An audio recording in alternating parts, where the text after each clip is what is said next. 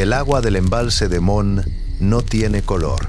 Es negra, lisa, perfecta, como un espejo tendido entre dos colinas, que no saben que esta noche van a temblar. A 18 metros sobre esa superficie, un bombardero Avro Lancaster avanza a 370 kilómetros por hora. No vuela, roza.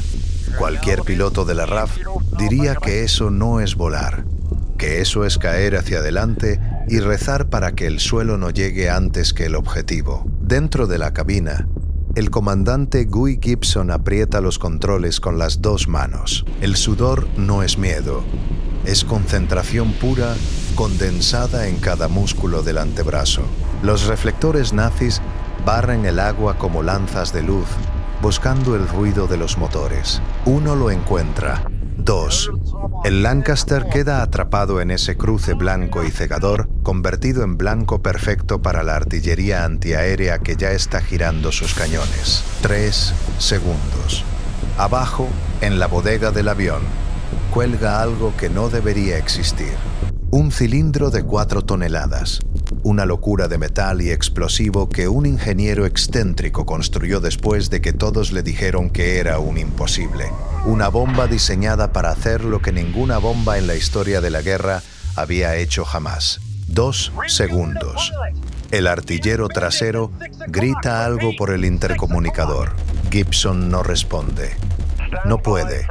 En este preciso instante, el comandante más condecorado del Escuadrón 617 de la RAF tiene una sola variable en la mente: el ángulo de suelta. Si lo calcula bien, el arma hará lo que Barnes Wallis prometió en papel. Si lo calcula mal, el Lancaster se convierte en una bola de fuego sobre el agua fría del Mone. 1 segundo. Y justo en ese instante, algo sale mal. Para entender lo que ocurre esa noche sobre el Mone, hay que retroceder. Hay que mirar el mapa de Europa en 1943 y entender una sola cosa. Alemania no puede perder la guerra mientras el Valle del Ruhr siga funcionando. El Ruhr no es solo una región industrial, es el corazón mecánico del Tercer Reich. Sus acerías producen el acero de cada tanque Panzer que avanza sobre el frente oriental.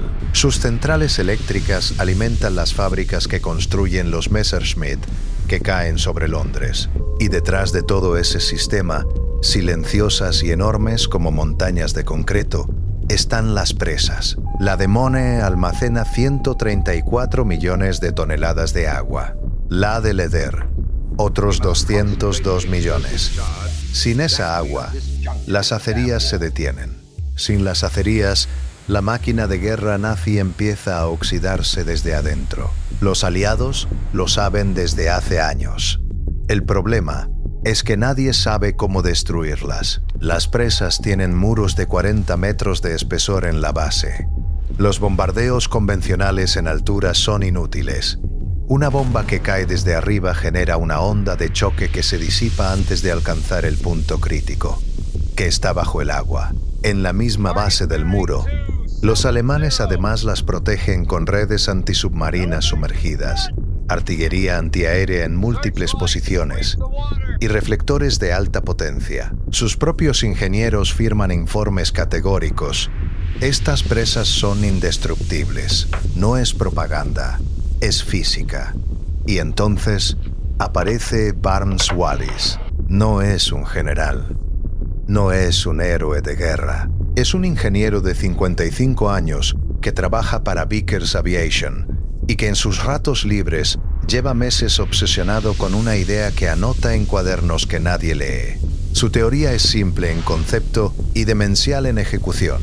Si se hace rebotar una bomba sobre la superficie del agua, como una piedra plana lanzada al ras de un lago, la carga evade las redes antisubmarinas, rueda hasta el muro de la presa, se hunde siguiendo la pared y explota pegada a la base. La onda de choque, confinada entre el agua y el concreto, multiplica su fuerza hasta niveles que ningún bombardeo aéreo podría alcanzar jamás. Sus superiores lo escuchan.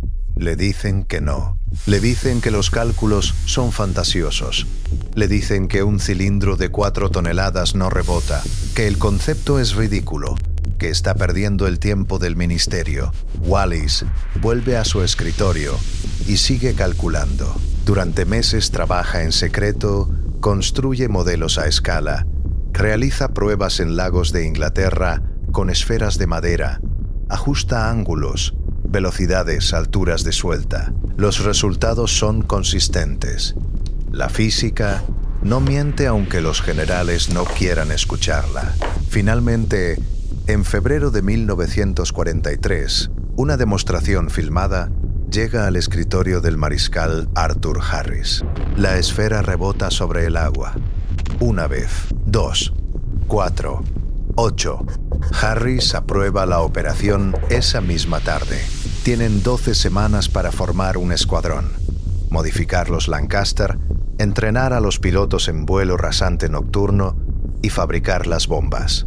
12 semanas para hacer algo que en condiciones normales tomaría 2 años. El Escuadrón 617 de la RAF nace el 21 de marzo de 1943, con 133 hombres. La mayoría jóvenes que jamás han volado a 18 metros sobre el agua en la oscuridad total. Lo que nadie les dice en ese primer día de instrucción es el dato que Barnes Wallis sí conoce y que prefiere guardar para sí en todas sus pruebas a escala. El margen de error que hace fallar el rebote es de exactamente 1 metro de altura y 10 kilómetros por hora de velocidad. 1 metro, 10 kilómetros por hora.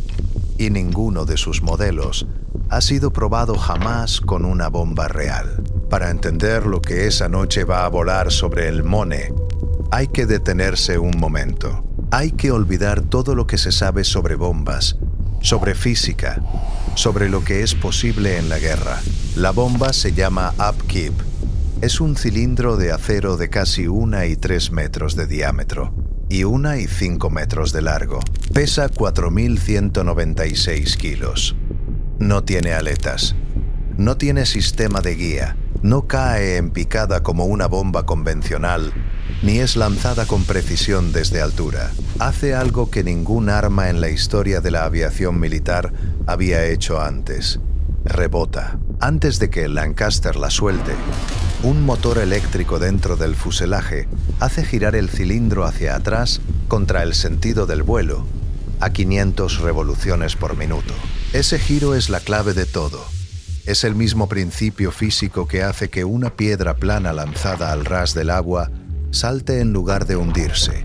El efecto Magnus, la misma fuerza que curva la trayectoria de un balón de fútbol bien pateado, aplicada ahora a 4 toneladas de metal y explosivo de alta potencia. Cuando la bomba toca el agua, el giro la impulsa hacia arriba, vuelve a caer, vuelve a rebotar.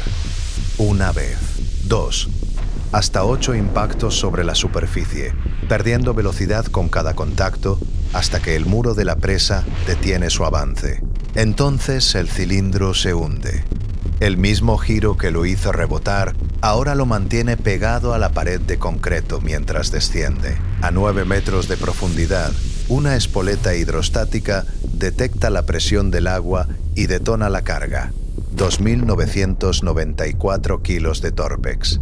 Un explosivo un 40% más potente que el TNT convencional. La onda de choque no se disipa hacia arriba ni hacia los lados. Está confinada entre 2 superficies duras, el agua sobre ella y el concreto frente a ella. No tiene a dónde escapar. Esa energía concentrada golpea el muro en su punto más vulnerable. Su base, con una fuerza que ningún bombardeo en picada desde 6.000 metros podría replicar jamás. En papel, es brillante. En papel, es perfecta.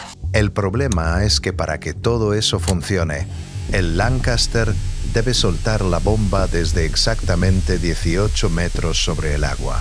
No 17, no 19, 18 metros exactos. A una velocidad de entre 370 y 380 kilómetros por hora, no menos, no más. Y debe hacerlo de noche, bajo fuego antiaéreo, con los reflectores enemigos apuntando directo a la cabina, sobre una superficie de agua que no tiene ningún punto de referencia visual para medir la altura. ¿Cómo sabe un piloto a qué altura vuela sobre el agua en la oscuridad total? La respuesta que encontró el equipo de ingeniería de la RAF es tan ingeniosa que resulta casi incómoda de admitir. 2 focos instalados bajo el fuselaje del Lancaster, apuntando hacia abajo en ángulos calculados. Cuando los 2 conos de luz que proyectan sobre el agua se tocan y forman un solo punto, el avión está exactamente a 18 metros. No más alto, no más bajo. Todo el sistema de precisión de una misión que puede cambiar el curso de la guerra depende de que 2 círculos de luz coincidan sobre el agua negra. Los pilotos lo practican durante semanas en los embalses del norte de Inglaterra. Vuelan de noche, vuelan bajo, aprenden a leer la superficie del agua con los ojos entrenados en la oscuridad. Algunos lo dominan en días, otros necesitan semanas. Uno de los tripulantes del escuadrón escribe en su diario 3 días antes de la misión: «Ya no siento el miedo de volar bajo. Lo que siento ahora es peor. Siento que lo hago bien».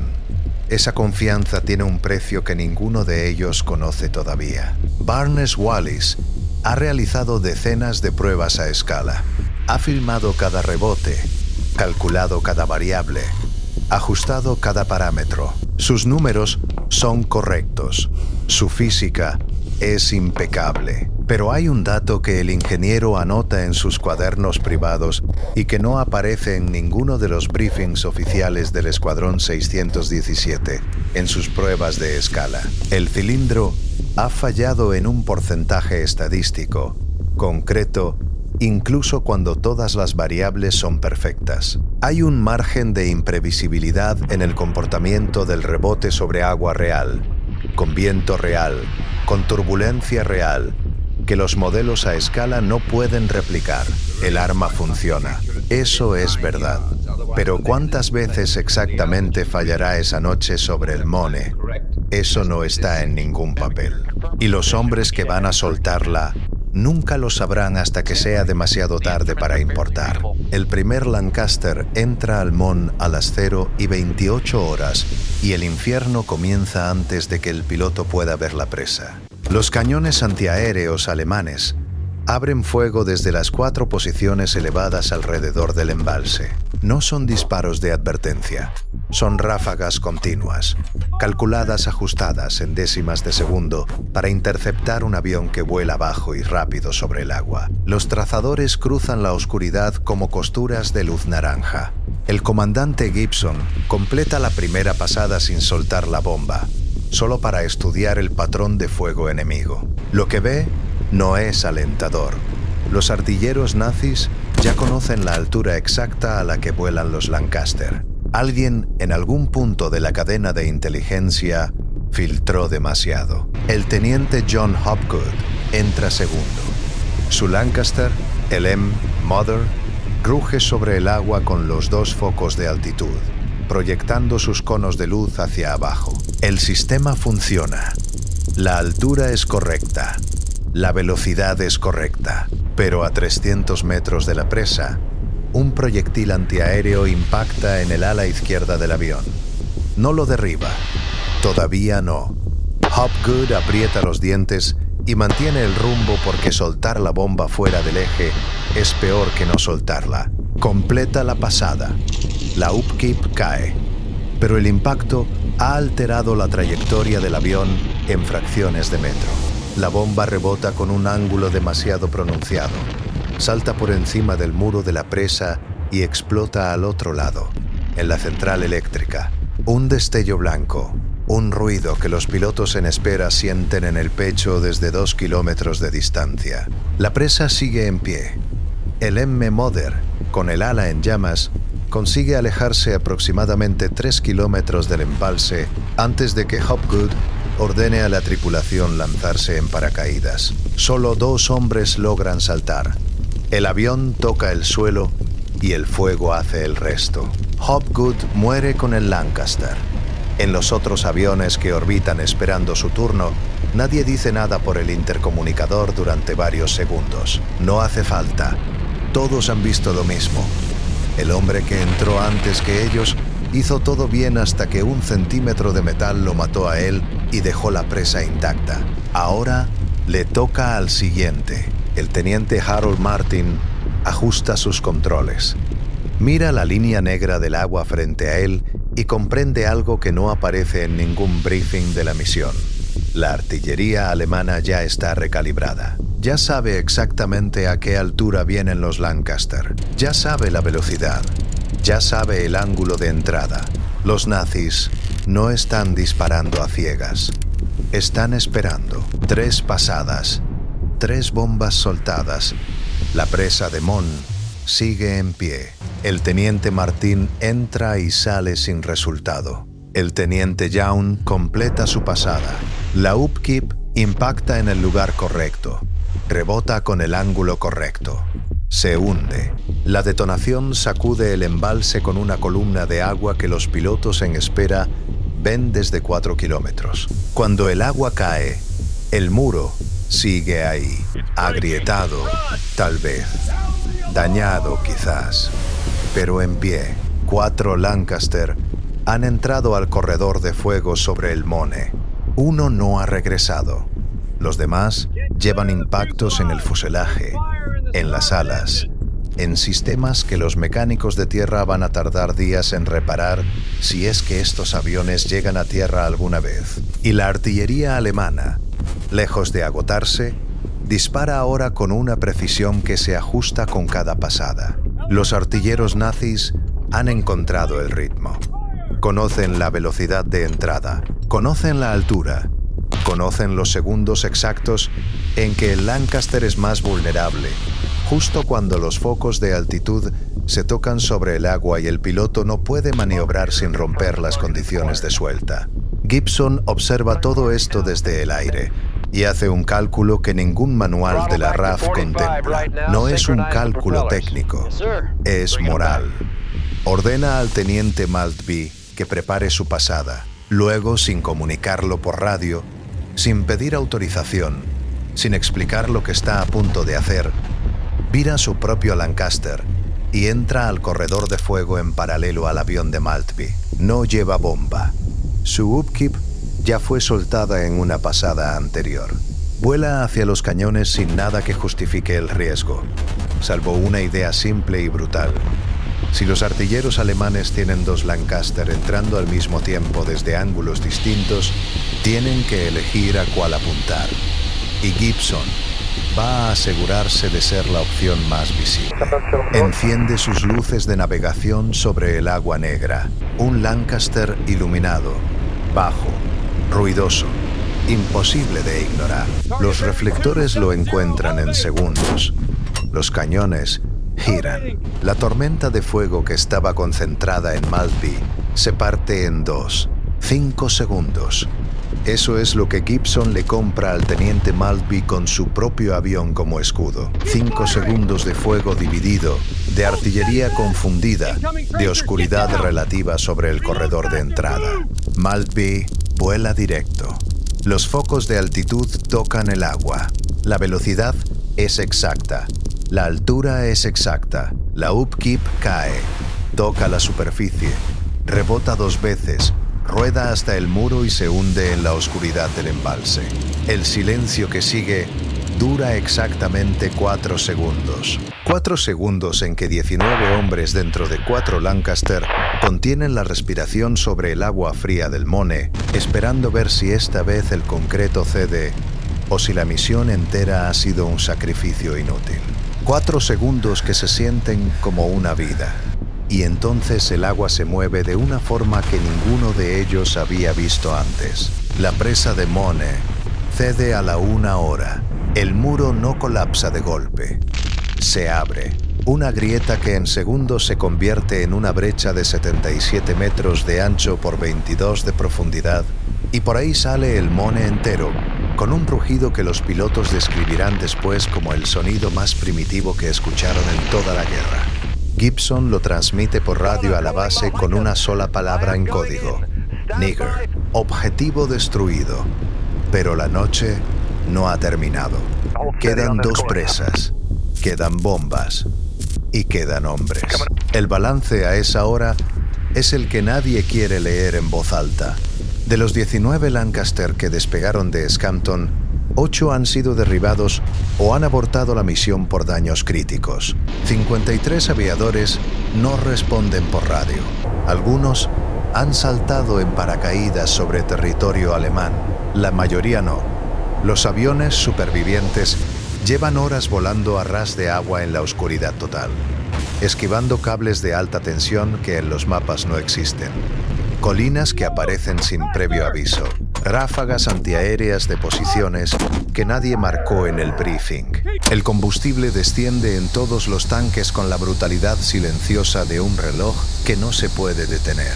Gibson tiene en ese momento información suficiente para declarar la misión parcialmente exitosa y ordenar el regreso. Möhne está rota. Eso solo ya cambia la guerra industrial del Ruhr. Nadie lo culparía, ningún manual lo condenaría. La duda dura exactamente lo que tarda en encender el micrófono. Ordena continuar hacia el Eder. Lo que Gibson no sabe todavía, lo que ninguno de los pilotos supervivientes sabe mientras viran hacia el siguiente objetivo, es que uno de los Lancaster que aún vuela con ellos lleva un daño en el fuselaje que los mecánicos de tierra habrían detectado en tierra en 30 segundos. En el aire, a 200 metros de altura, nadie lo ha visto todavía. La presa del Eder no tiene artillería antiaérea. Eso debería ser una ventaja.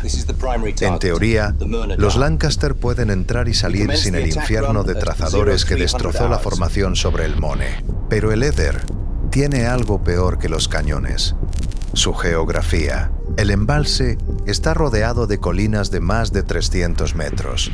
Para llegar al punto de suelta, el piloto debe descender en picada por una pendiente casi vertical, nivelar el avión a exactamente 18 metros sobre el agua en menos de 3 segundos, soltar la bomba en el ángulo preciso y luego ascender de inmediato para no estrellarse contra la colina del otro lado. No hay margen de práctica, no hay segunda oportunidad de ajuste. O se entra bien a la primera, o el Lancaster desaparece contra el terreno.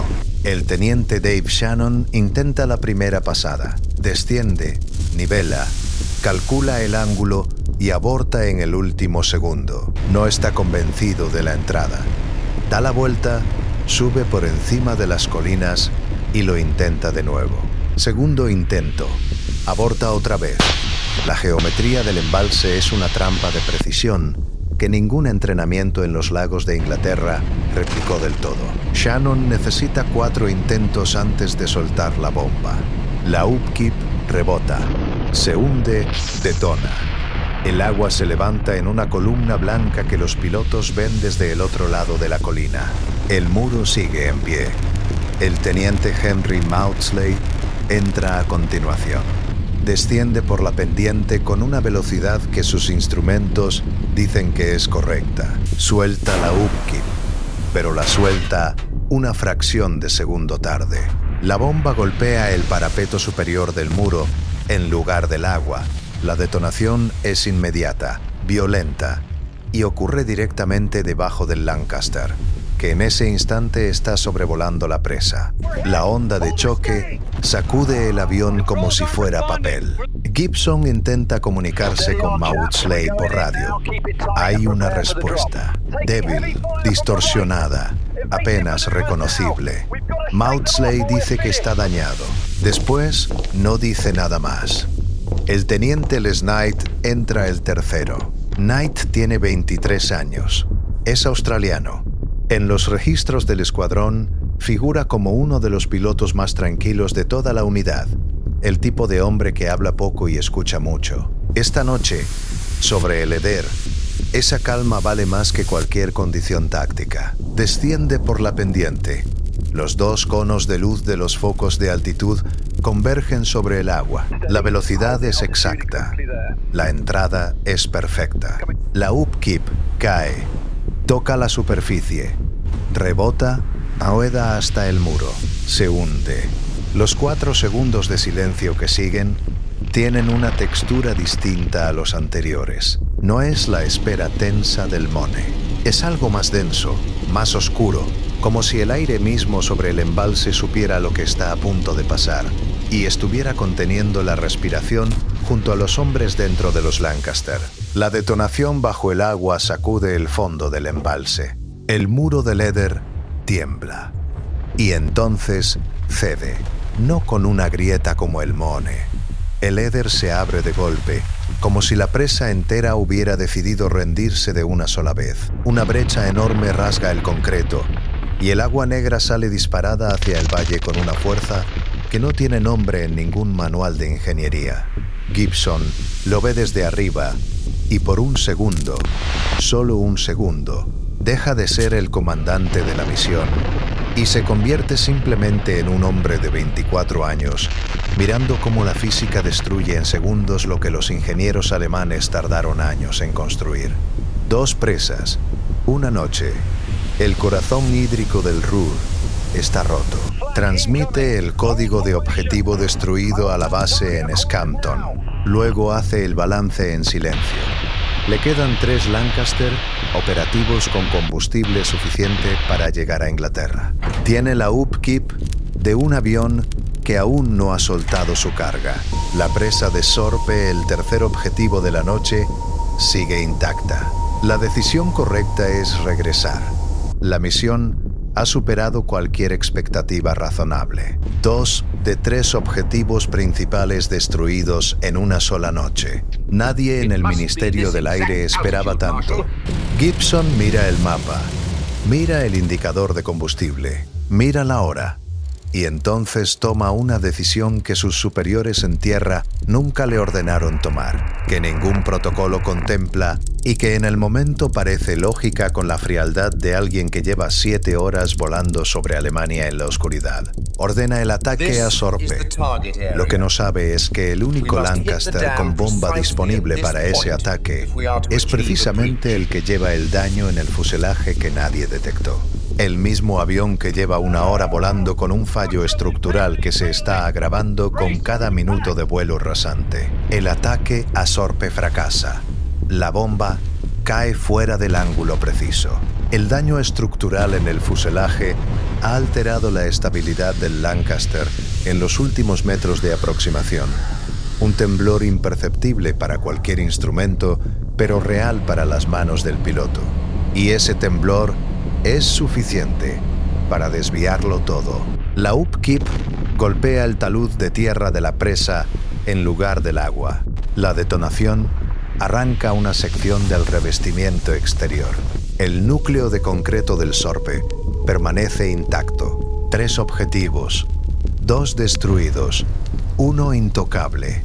Pero 2 es suficiente para que el Valle del Ruhr deje de reconocerse a sí mismo. El agua del Mone y del Eder baja por los valles con una velocidad y una masa que ningún sistema de alerta podría haber detenido.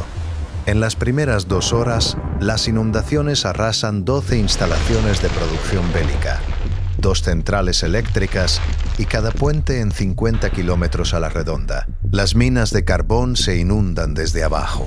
Las acerías pierden el suministro de agua que necesitan para enfriar el acero fundido y se detienen. El sistema de transporte ferroviario del Ruhr queda paralizado durante semanas. Y en los valles bajos, donde nadie recibió advertencia porque nadie imaginó que las presas podían caer, el agua encuentra a 1.294 personas durmiendo. Entre ellas, 749 prisioneros de guerra ucranianos y polacos que trabajan como esclavos en los campos agrícolas cercanos. Hombres que no eligieron estar ahí. Hombres que no tenían a dónde ir. Hombres que mueren en la oscuridad, sin saber siquiera el nombre de la operación que los mató. La victoria tiene el peso exacto de esa cifra. Y en la base de Scampton, donde los oficiales de inteligencia ya están redactando el informe de éxito para el Ministerio del Aire, nadie menciona todavía ese número. Nadie sabe todavía ese número. Pero Barnes Wallis, que espera junto al teléfono en su casa de Surrey, recibirá esa cifra antes del amanecer. El amanecer del 17 de mayo llega sobre Scampton con una luz gris y fría, que no tiene nada de épico. 11 Lancaster aterrizan. algunos con el fuselaje cosido de impactos, uno con el tren de aterrizaje dañado que toca la pista con un chirrido metálico que los mecánicos de tierra van a recordar durante años. Los pilotos bajan de los aviones con los ojos hundidos y las manos que todavía no han dejado de temblar. No de miedo, sino de agotamiento puro. El tipo de cansancio que se instala en los músculos después de 7 horas sosteniendo un Lancaster a 18 metros sobre el agua en la oscuridad total. 8 aviones no regresan. 53 hombres. En la pista, alguien ya ha empezado a contar los aviones que faltan. No hace falta contar 2 veces. El espacio vacío en la formación de tierra es tan obvio como una herida abierta. Esa misma mañana, en Surrey, Barnes Wallis recibe la llamada telefónica que ha estado esperando desde medianoche. Le dicen que la misión ha sido un éxito. Le dicen que 2 presas han caído. Le dicen que el Valle del Ruhr está inundado y que los informes preliminares apuntan a un daño industrial devastador para el Reich. Y luego le dicen cuántos hombres no regresaron. Barnes Wallis no dice nada durante varios segundos. Cuando habla, no habla como el ingeniero que acaba de ver confirmada la teoría de su vida. Habla como el hombre que firmó los cálculos que pusieron a esos 53 adentro de esos aviones. Dice: yo los maté. No es una figura retórica. No es falsa modestia de hombre acostumbrado a los elogios. Es la declaración más honesta que un científico puede hacer sobre la distancia que existe entre una ecuación en papel y un cuerpo que no regresa a casa. El Escuadrón 617 recibirá condecoraciones. Habrá desfiles. Habrá portadas de periódico con el titular de los Dambusters impreso en letras enormes sobre fotografías aéreas de las inundaciones. El rey Jorge VI visitará la base. Churchill pronunciará palabras que la historia va a conservar. Pero en los registros internos de Scampton, esa mañana del 17 de mayo, hay 53 casilleros vacíos. 53 hombres que salieron en la oscuridad con una bomba que no debería funcionar, confiando en los cálculos de un hombre que primero la probó con canicas en una bañera. Esa es la distancia exacta entre la genialidad y el sacrificio. No hay nombre para esa distancia. Solo tiene medida. 53 hombres de largo,